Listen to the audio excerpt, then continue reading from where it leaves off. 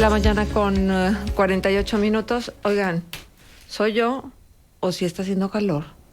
Sí está haciendo calor. ¿Qué temperatura estamos? ¿18 grados centígrados?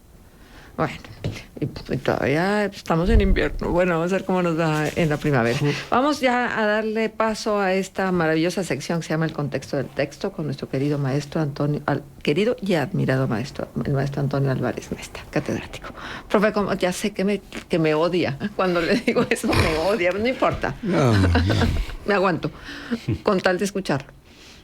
Sí, así como existe la palabra tauromaquia, que incluye las corridas de toros, pero otras suertes taurinas que tienen sus adherentes, sus admiradores. Bueno, lo que quiero enfatizar es que maquia significa lucha, contienda, pendencia. Y Homero, a quien se le atribuye los poemas épicos de la Ilíada, que así lleva Yato la palabra, y la Odisea, también escribió un trabajo que se considera menor por el tema, es batromiomaquia o batromiomaquia. ¿Y qué es eso? La guerra de las ranas y los ratones. Muchos se admiran. Lo que Homero como rapsoda contó y siendo supuestamente ciego, que era la literatura, aunque parezca raro, es anterior a la escritura. Y claro, ya con el desarrollo de la escritura, pues tiene un despegue extraordinario. Porque la literatura antes era pura palabra. La escritura surge en el Valle de Sumeria 3600 años antes de la era cristiana. La escritura era una escritura muy emparentada con el dibujo. Luego devino ideográfica y luego ya fueron signos.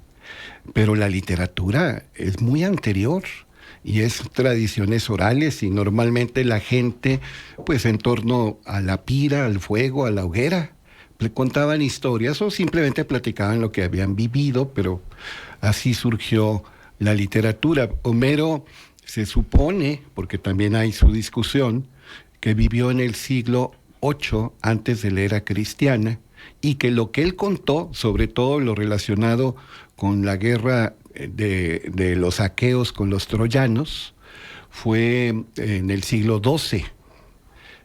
O sea, cuenta algo que ocurrió más de 400 años antes. Bueno, pero ahorita, siempre que escucho la palabra mascota, bueno, otra vez, el recuerdo es volver a vivir. Yo crecí, seguramente el doctor Francisco Valdés Pérez Gasga disfrutó, quizá usted también, lo más seguro es que sí, lo más probable es que sí, porque seguro es un concepto ya cerrado, unívoco. Lo más probable es que sí, viendo documentales. Okay. Y los que más me gustaban, pues mucho antes de los de Cosmos de Carl Sagan, eran los de Jacques Cousteau. Uh-huh. Y hubo un episodio que me hizo sufrir cuando brotan las tortuguitas. Y sí, lo que dice Sara Valenzuela, el 95% muere antes. Y aquí hablaba de una variedad de que estaba en la playa, y cómo las gaviotas, los pelícanos, los cangrejos, distintos animales acaban con las tortugas. Entonces, 95 de cada 100 eran devoradas, encontraban una muerte muy fea. Dicho sea de paso, ahorita se lo comentaba a Sara Valenzuela, que es una delicia escuchar a alguien que dice acceder en lugar de accesar. Porque de repente alguien se siente mejor o más culto, preparado, sofisticado, chic, qué sé yo, cuando dice vamos a aperturar una cuenta. Se está ofertando tal cosa en lugar de se está ofreciendo. Y así vamos creando nuevos verbos que a veces no hay necesidad. Promocionar surge de promover. Evolucionar surge de evolver. Y así hay muchos. Distorsionar, que hasta cambia la S, por una S, la C viene de distorcer. O ocupar por necesitar. Ay, no, ese es peor. Sí, pero ocupar. es que ¿Qué ocupas? ¿Qué necesitas? ¿Qué requieres? ¿Qué precisas para hacer tal cosa? Pero de veras hay una involución por el descuido de... Pero son modas, porque eso yo no me acuerdo. Pero de la moda es lo que te acomoda. Sí, pero y yo moda no es lo que pasa de moda. Sí, pero no me acuerdo que ocupar se utilizara así. En ¿no? la Sí. costa de Jalisco y Colima sí. Ah. Yo fue cuando lo oí por primera vez y se me hizo lo más raro. Yo tengo una pregunta, ¿monitoreo o monición? ¿Monitorear o monicionar?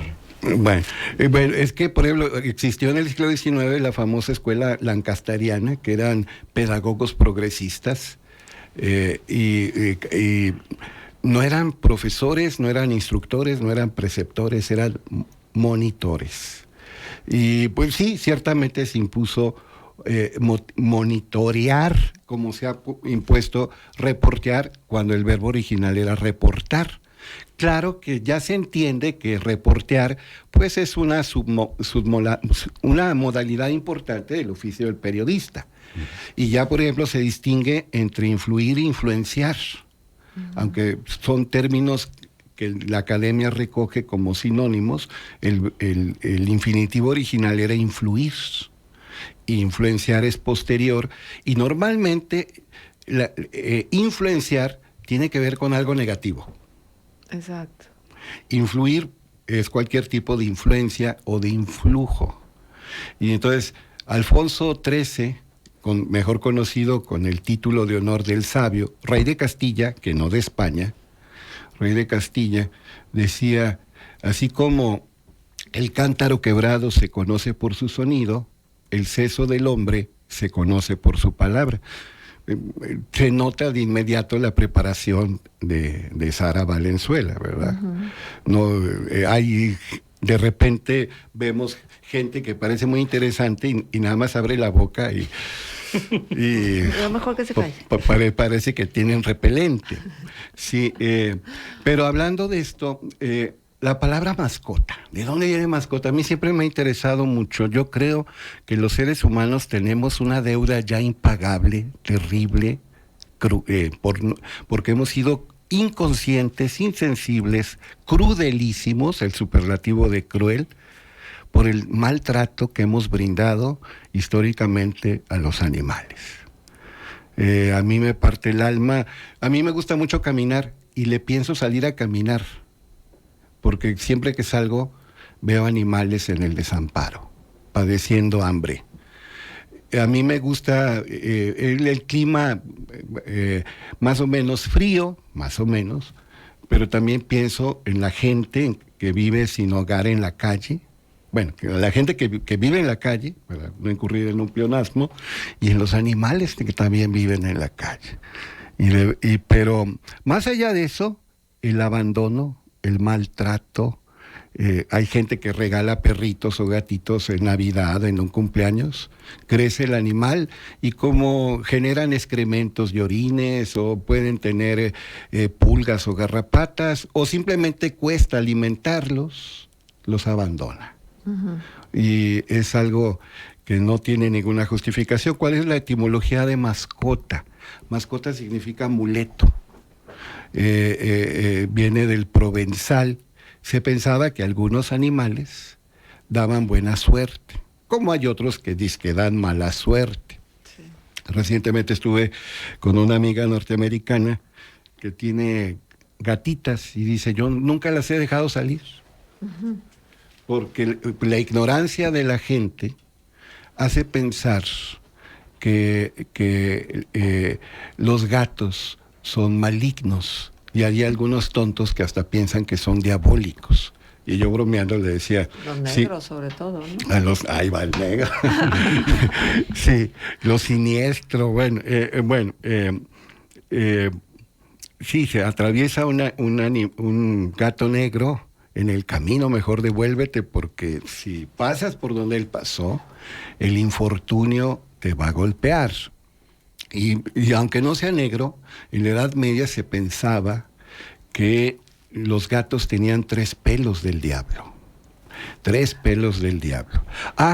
y a los hechiceros, brujos, taumaturgos, magos, o como le quieran llamar, había que quemarlos, pero también había que quemar a sus animales, sobre todo a los cuervos y a los gatos, porque la zoantropía, el nahualismo que se le llama en Mesoamérica, la posibilidad de que un ser humano se meta en el cuerpo de un animal, es una creencia muy generalizada en el mundo. Entonces, ese practicante de artes oscuras, cómo vinculamos lo oscuro con lo maligno, ¿verdad?, con lo diabólico, ese practicante de artes oscuras podía subsistir en alguno de sus familiares, entendiendo por familiares los animales allegados. Hay quien considera que el término mascota es un término peyorativo. Yo le digo, significa amuleto, y viene del provenzal. Me parece más conveniente el término animal de compañía, o compañero animal.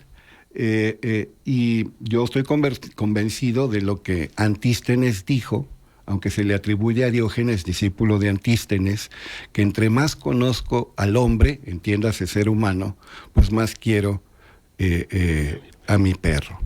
Me han preguntado también que cuál es la diferencia entre un talismán, un amuleto, un fetiche.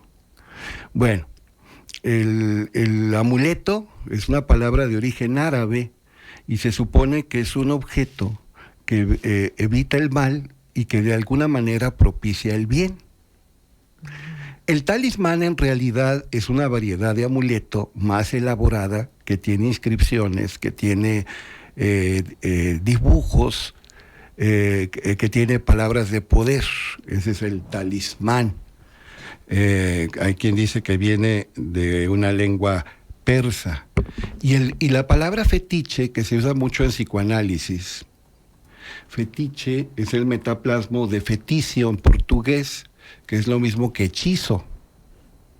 Y un hechizo, pues se entiende que es un sortilegio, un maleficio, un efecto de artes de magia negra, o de brujería propiamente dicha. Claro que también pues, hay que establecer la paradiástole.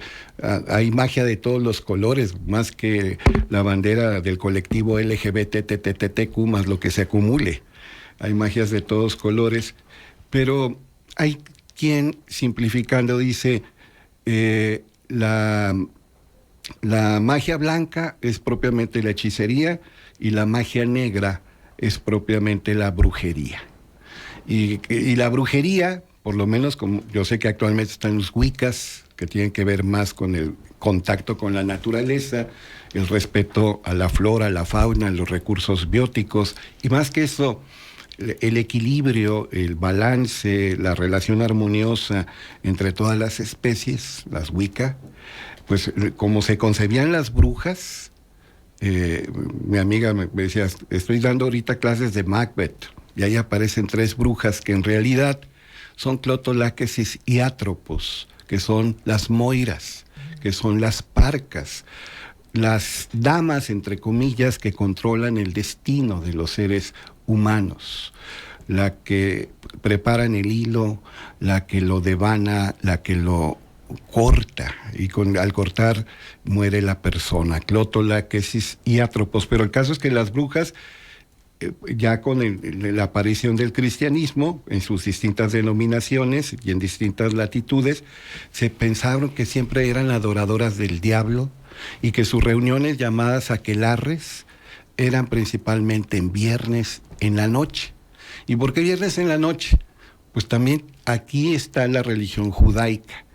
En realidad, para los judíos, a las 6 de la tarde con un segundo del viernes empieza el Sabbat, el Shabbat, el día de descanso, el 7º día. Entonces, ahí hay también una profanación del día del Señor, el día sagrado, que originalmente no es el domingo, es el 7º día. Entonces todo esto es muy, muy interesante.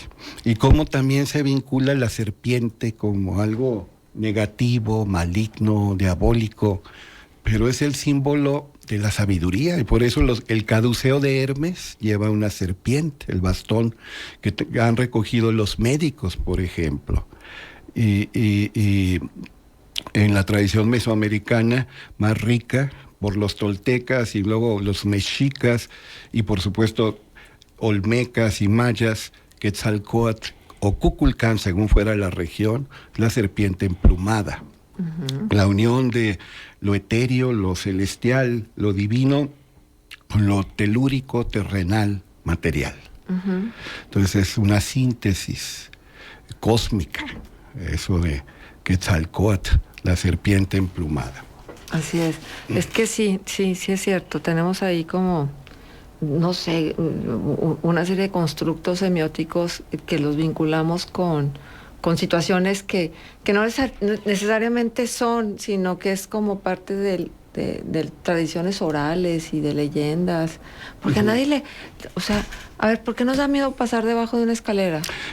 Porque la escalera en relación con el suelo y la pared forma un triángulo, y el triángulo es el símbolo de la Santísima Trinidad. El sentido común nos dice que no nos conviene pasar, sobre todo si están pintando, está un albañil trabajando, pues nos puede caer el material de pintura o de construcción, o el mismo trabajador. Pero es una creencia propia de la Edad Media, ya cuando la cristiandad había cobrado fuerza, y el símbolo por antonomasia del Dios uno y trino, la Santísima Trinidad, es el triángulo. Así es. Entonces, pasar por un triángulo, en medio de un triángulo, es traspasar la divinidad, es romper el símbolo de la divinidad. Y así, romper un espejo da 7 años de mala suerte.